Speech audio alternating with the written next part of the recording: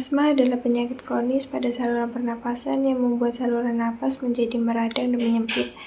Akibatnya, udara yang masuk dan keluar dari paru-paru menjadi terbatas. Hal ini menyebabkan sesak napas, batuk, dada terasa berat, dan muncul bunyi mengi atau suara ngikik saat bernapas. Penyakit ini tidak bisa menular, tetapi bisa berlangsung seumur hidup. Namun, asma bisa dikendalikan dengan perawatan yang tepat dan menghindari beberapa faktor pemicunya.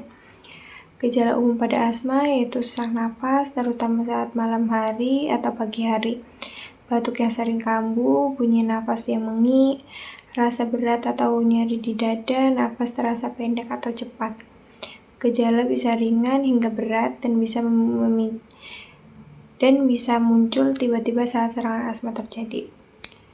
Pemicu asma yang perlu dihindari yaitu beberapa hal yang dapat memicu kambuhnya asma, yaitu debu rumah, asap rokok, asap kendaraan, udara dingin, atau perubahan cuaca ekstrim. Aktivitas fisik yang berat tanpa pemanasan, infeksi saluran nafas seperti flu, batuk, pilek, stres atau emosional yang berlebihan, alergi seperti bulu hewan, serbuk sari, atau makanan tertentu. Dan pengelolaan asma.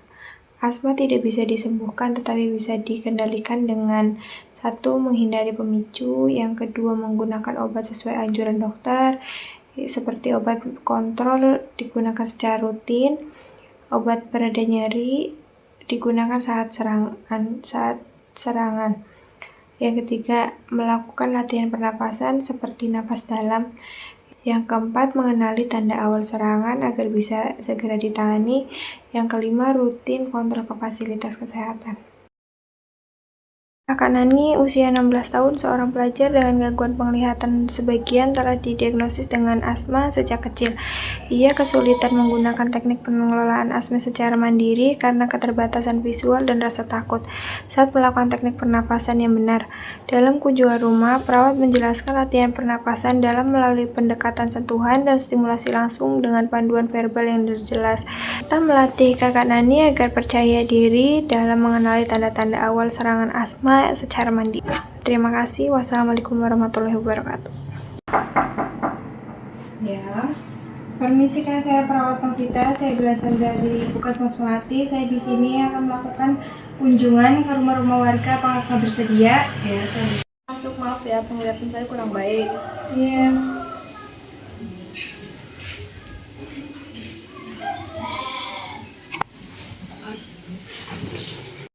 Kakak, sekarang saya ada di sebelah kiri Kakak ya Kak? Ya. Bagaimana kabar Kakak hari ini? Alhamdulillah sehat Bu, cuma tadi pagi sempat agak sesak sedikit. Terima kasih ya Kak udah jujur. Tadi kira-kira sesaknya beberapa lama ya Kak? Sekitar 5 menitan, aku duduk terus tarik nafas, cuma nafasnya agak dalam jadi masih ngos-ngosan.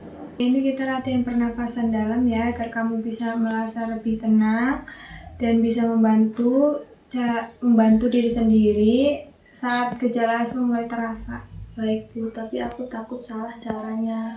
Gak apa-apa, itu wajar kok. Justru dari sini, Bu Perawat akan bantu kamu agar kamu merasa lebih tenang. Bagaimana kalau kita belajar pelan-pelan? Apakah kamu ingat apa itu asma? Iya, kayak nafas jadi sesak karena saluran pernafasan menyempit. Oh iya betul, saat kamu batuk-batuk atau nafas kamu terasa sesak dan bunyi ngik-ngik, itu tandanya gejala awal asma. Kamu bisa bantu dengan atur cara pernafasan. Berarti boleh disembuhkan sebelum makin parah ya Bu? Iya, makanya kamu harus tahu caranya menenangkan nafas sejak awal. Baik, kita mulai dulu ya, pelan-pelan. Kamu duduk relax dulu, bahunya. Kita atur nafas dulu ya Kak. Kakak bisa tarik nafas, tahan selama 3 detik. Nanti habis itu Kakak keluarkan lewat mulut pelan-pelan ya Kak. Iya. Oke, baik, kita mulai ya Kak ya. Duduk dulu. Saya bantu ya Kak. Kita mulai ya. 1, 2, 3. Tarik nafas, tahan. 1, 2, 3. Keluarkan pelan-pelan. Oke, kita ulangi lagi ya kak. Mulai lagi ya kak. Kakak bisa tarik nafas, tahan 3 detik, 1, 2, 3, keluarkan pelan-pelan. Baik, gimana kak rasanya? Sudah agak mendingan. Oke. Kayak lebih ringan ya Bu. Nah itu namanya tubuh kamu sudah mulai merespon banyak oksigen. Kamu bisa memakai cara ini saat kamu mulai merasa sesak ya. Baik. Contoh misalkan simulasi dulu ya. Kalau misalkan kamu sedang bermain terus kamu merasa sesak, apa yang kamu lakukan? Duduk tenang, tarik nafas pelan-pelan. Nah ya benar, jangan panik. Kamu harus bisa atur nafasmu ya. Boleh. Boleh dipraktikkan sekarang ya. Iya. Nah, kalau gitu kita latihan sekarang ya. Iya. Kamu tarik nafas, tahan 3 detik, 1, 2, 3, bisa hembuskan. Nah, bagus. Kamu cepat sekali tanggap. Ingat ya, ini bukan hanya dilakukan sekali, tapi ini terus menerus saat kamu merasa sesak. Nah, sekarang kamu bisa satu langkah menjaga diri kamu sendiri. Bagaimana perasaannya? Senang Bu, ternyata tidak seburuk yang aku bayangkan. Percaya, setiap kamu latihan, kamu semakin siap. Nanti kita buat jadwal sendiri ya buat latihan. Siap Bu, nanti sore saya praktikan. Kalau ibu datang lagi, kita evaluasi bareng ya. Semangat terus ya. Ya, makasih Bu sudah ngajarin. Iya, sama-sama. Semangat terus ya, ibu bangga sama kamu. Ibu pamit pulang dulu ya.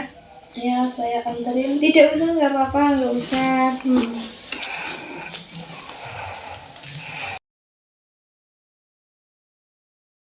Dalam kasus ini terdapat beberapa hambatan yang harus dihadapi. Yang pertama, hambatan komunikasi. Karena kakak Nani tidak bisa mengandalkan penglihatannya sepenuhnya, perawat tidak bisa menggunakan media visual seperti brosur atau gambar. Komunikasi harus lebih fokus pada kata-kata, inovasi suara, dan stimulasi sentuhan. Yang kedua, hambatan psikologis. Kakak Nani merasa cemas dan takut salah saat melakukan latihan pernapasan. Ia juga belum percaya diri menghadapi gejala asmanya sendiri. Yang ketiga, hambatan fisik dan media. Yang ketiga adalah hambatan fisik dan medis. Gejala asma yang muncul secara tiba-tiba membuatnya panik dan kurangnya keterampilan pernapasan memperburuk keadaan. Yang keempat, hambatan edukasi. Kakak Nani belum pernah diajari secara khusus bagaimana menangani gejala asma secara non-obat. Ia juga belum terbiasa melatih pernapasannya sendiri di rumah. Yang keempat adalah hambatan edukasi. Kakak Nani belum pernah diajari secara khusus bagaimana menangani gejala asma secara non-obat. Ia juga belum terbiasa melatih pernapasannya sendiri di rumah. Terima kasih. Wassalamualaikum warahmatullahi wabarakatuh.